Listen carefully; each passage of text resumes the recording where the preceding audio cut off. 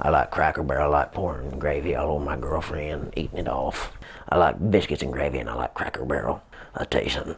I like sitting in front of Cracker Barrel and chugging beans straight out of the can. And then I like throwing rocks at people that are different.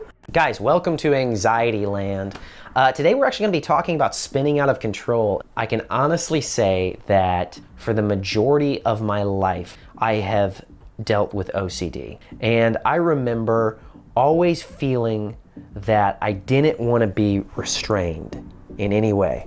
I had to be free all the time. And growing up, my parents cared a lot about me, and I had a really nice room, which is more than what most people can ask for. But I remember that in my room, I had to have everything look completely immaculate, okay?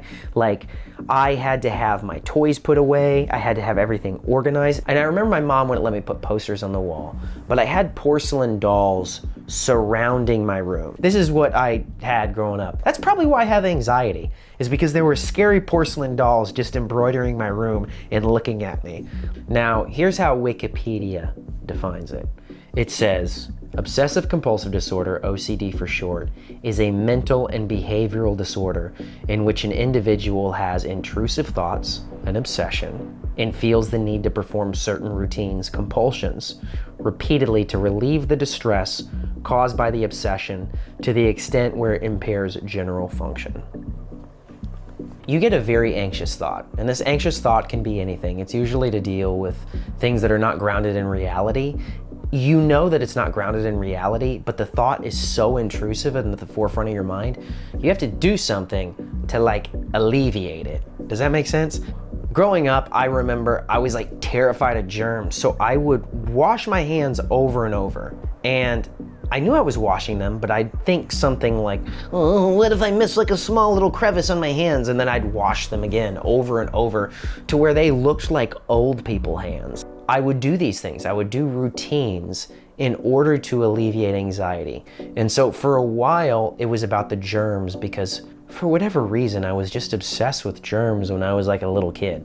Now, over the years later on, my OCD routines would change. When I was in high school, I felt like I had to read for an hour every day because I did not pay attention in school. And I was like, oh, I'm gonna grow up and be an idiot. I had this OCD fear that you're gonna be stupid unless you read for an hour every day. So I read hundreds of books because I was trying to combat this feeling of being stupid. Now, that was kind of helpful in some ways, but here's an example where it was destructive. If I had not read for an hour, and let's say it was 11 o'clock at night, and I'm exhausted and I just want to go to bed, I would not be able to sleep. And you'd be like, you gotta stay up and drink a soda or something, because if you don't read, something bad is gonna happen. So you make yourself do these things over and over. So I dealt with this pressure as long as I can remember. Feeling this pressure and feeling constrained and feeling like my room had to be perfect and I couldn't just break out of my shell, I started pissing all over the floor. Like, I don't like this straitjacket! And I just peed on the floor. Any time in my life to where I ever felt repressed, whether it was from obsessive compulsive disorder or just not acting out myself in front of the world, I would start to spin out of control. A case in point, when I was in high school, I remember there was a girl that I really, really liked. I wanted to talk to her so bad, and she liked me too, but for whatever reason, I just could never get the guts to make a proper move on her. And I never had the audacity to tell her how I really felt. So instead, what I would do is I would daydream all the time. I would just imagine myself as this rock star comedian that is so famous that when I enter into an amphitheater, I just come down from the sky like the wrestler Sting, and then all of a sudden like the crowd is like cheering even though I'm a comedian, which is weird that I'd make an entrance like that, and I'm like hitting TVs with baseball bats, and everyone's like, oh yeah, he's awesome, he's getting ready to be really funny, but he's also cool. And I would just sit there and think and be like, yeah, rationally this could happen. And I would picture this girl in the front row just like swooning and thinking I'm so amazing. When in all reality, it would have just been easier if I just went up to her and been like, hey, would you want to like hang out sometime? But instead, I would think of myself hitting TVs with baseball bats. I like throwing rocks at people that are different. So basically, anytime I ever found myself spinning out of control, it was always because I felt repressed in some way. I was really afraid of people's judgment in my life, so much that like I felt really awkward growing up. And I had to consciously like fight against that awkwardness, because if you don't fight against that awkwardness, you become more and more awkward every single year. It's like getting bitten by an awkward werewolf. It starts out and you're just wearing khakis, but then you start tucking your sweater into your khakis, and then you start wearing dad shoes and a Bluetooth just forms in your ear, and now it's fully taken over. I used to fear the judgment of comedians when I would go on stage, but what I taught myself to do was to go on stage when there were comedians in the room that I respected, and I would just make noises. I'd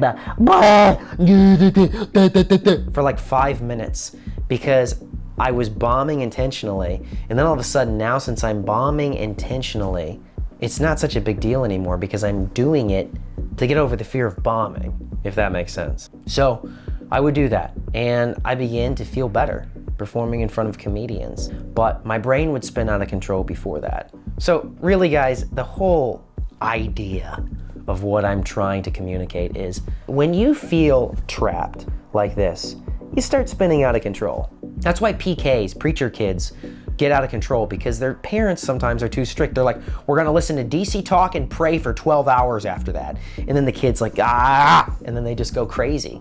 One of my favorite stories in the Bible is actually King Solomon. And he wrote the book Ecclesiastes, I think, at least. It's widely believed amongst Bible folk that King Solomon was the smartest, wisest guy on the planet, okay?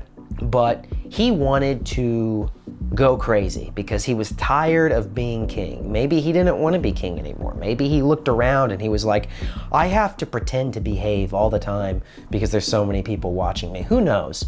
But in that book, he spins out of control, and I think he has like 1,000 wives or something like that, which is just crazy because like if their periods all synced up at the same time, it would have sounded like utter chaos in the house. He basically lived like he was at Coachella 365 days a year. He's like, look at my girlfriend Sun Moon over there. She's wearing a one-piece bathing suit and she's on roller skates. She's hot, isn't she? But then after a while, he realized like, dude, the only thing that matters is your purpose that God gives you and aligning to that. Everything else is just, and that's the whole point of spinning out of control, in my opinion, is you spin out of control, but then you realize you're like, this is not what I thought it would be. So I would advise, from my own experience, a better way to go about life than spinning out of control. Just find out what the root is in your life and what you need to do, because 300 cheeseburgers, 300 pills, 300 women, 300 drinks, 300 anything, except for the movie 300, which is a really good movie, is really not gonna be good for you. So yeah, I guess try not to spin out of control. So guys, thanks for watching Anxiety Land. Look, if this show is resonating with you, leave a comment. Talk about what resonated with you. Also guys, we have our new shirts. If you can't see this, it's very Pee-wee's Playhouse-esque. This program has been brought to you by Vesby. Vesby is a super app that you can download in the App Store. You can connect with me on a deeper level there.